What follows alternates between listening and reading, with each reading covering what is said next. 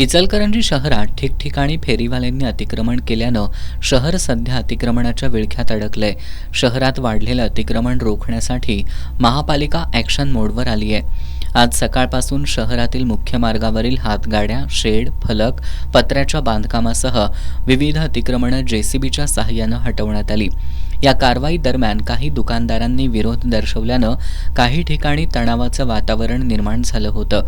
मात्र प्रशासनानं कुणालाही न जुमानता मोहीम सुरू ठेवत अतिक्रमण हटवलंय.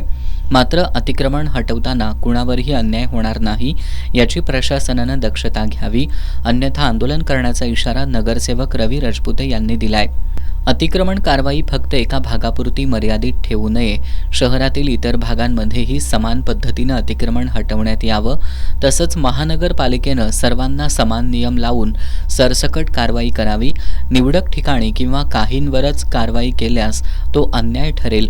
येत्या 4 दिवसात शहरातील उर्वरित भागांमध्येही अतिक्रमण हटवले गेले नाही तर आम्ही आमच्या भागातील फेरीवाल्यांना पुन्हा व्यवसाय सुरू करण्याच्या सूचना देऊ, असा इशारा त्यांनी दिलाय.